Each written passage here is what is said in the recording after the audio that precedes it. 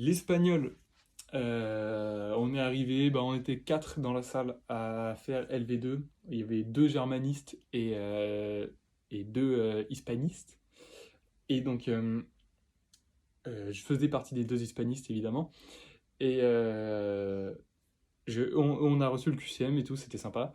Et on a reçu le sujet. Et au début, j'ai un peu bugué parce que normalement, en fait, t'as un texte, t'as un article de journal dans le QCM. Et cet article de journal, t'as une première partie où tu dois l'analyser. Et d'habitude, c'est vraiment des questions très fourbes. Par exemple, imaginons que ce soit un texte sur les Esquimaux. euh, et qu'on te dise dans le texte, les Esquimaux construisent des igloos pour se protéger du froid. Et bah, on va te demander laquelle de ces propositions est vraie parmi les Esquimaux construisent des igloos pour ne pas avoir froid, pour avoir chaud, pour rester au chaud ou pour éviter d'attraper froid. Et donc c'est ce genre de nuance à la con, sachant qu'il n'y a qu'une seule réponse correcte et que le QCM est à point négatif, hein. Donc d'habitude c'est assez dur. Ensuite il y a une deuxième partie sur des synonymes. On te file les mots vraiment compliqués à comprendre du texte et on te demande de donner un synonyme parmi une liste de 4 synonymes. Évidemment il n'y en a qu'un qui est juste et souvent tu as plusieurs synonymes qui pourraient marcher mais faut donner celui qui s'en rapproche le plus. Et enfin, il y a une partie grammaire où on te donne des phrases de grammaire et on te propose quatre réponses différentes qui semblent convenir phonétiquement. Souvent, toutes marchent. Euh, souvent, quand tu essaies de check, des fois, quand tu écris toi-même en dissertation en espagnol, pour vérifier un peu ta grammaire, tu essaies de te dire la phrase dans la tête. Et si elle sonne bien, souvent, c'est que la grammaire, elle passe. Et là, ils font en sorte que la grammaire, elle passe, entre guillemets, à chaque fois. Mais en fait, il y a trois réponses dont la grammaire est fausse et une seule bonne. Et donc souvent, c'est un peu compliqué, et notamment, mon professeur trouve ça complètement débile de proposer des réponses fausses à des élèves. Il préférait qu'on propose des solutions plus justes que d'autres, plus précises que d'autres, et pas des solutions fausses. Euh, Mon professeur d'espagnol nous a fait faire beaucoup de QCM comme ça, et souvent c'était vraiment très difficile. Celui-ci m'a paru plutôt simple. C'était sur le greenwashing.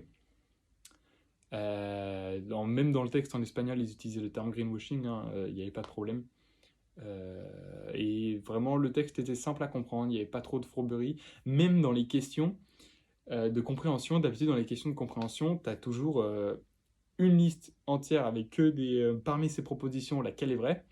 Et d'habitude, il y a toujours une ou deux questions cachées où c'est pas laquelle de ces propositions est vraie, mais laquelle de ces propositions est fausse. Et donc, si tu fais pas attention, tu peux te prendre un petit coup, un petit retour de pédale comme ça, paf, et tu fais pas gaffe et tu perds des points bêtement parce que ils ont changé la question sans te le dire, sans le rendre clair. Et là, les verdera et falsa étaient écrits en gras dans chaque question, donc ça se repérait bien.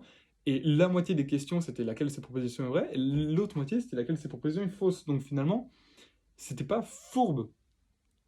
Euh, Et au final, ça s'est très bien passé. Et les synonymes, à part un que j'ai vraiment. J'ai pas répondu à ce, à ce synonyme-là parce que aucune idée de la réponse. Sinon, tout le reste était assez devinable. Il y en avait qui étaient faciles, comme firmas et empresas, c'est vraiment le même terme et c'est un terme qui est plutôt utilisé dans tous les articles, hein, ça désigne une entreprise. Et une entreprise, t'en parles souvent que ce soit dans les compréhensions orales ou dans les compréhensions écrites. Donc finalement, c'est un terme qu'on connaît. D'habitude, c'est des termes vraiment subtils. Et dans les questions de grammaire, par contre, les questions de grammaire, j'ai un peu galéré. D'habitude, je m'en sors plutôt bien sur la grammaire, mais là, j'avais pas mal de doutes. Mais au final, ça se trouvait. Il y avait des questions qui étaient plutôt devinables. Enfin, je dis devinables parce que j'hésitais souvent entre deux réponses et que au final il y a un facteur qui m'a fait plus pencher pour une réponse que l'autre, mais je suis jamais sûr de ma réponse. Donc finalement voilà. Et l'espagnol souvent je trouve que les notes sont plutôt aléatoires. Moi je réussis aléatoirement. Des fois je m'en sors bien, des fois moins, et je comprends jamais qu'est-ce qui change entre deux DS. Donc voilà, j'espère que celui-ci je l'ai bien réussi.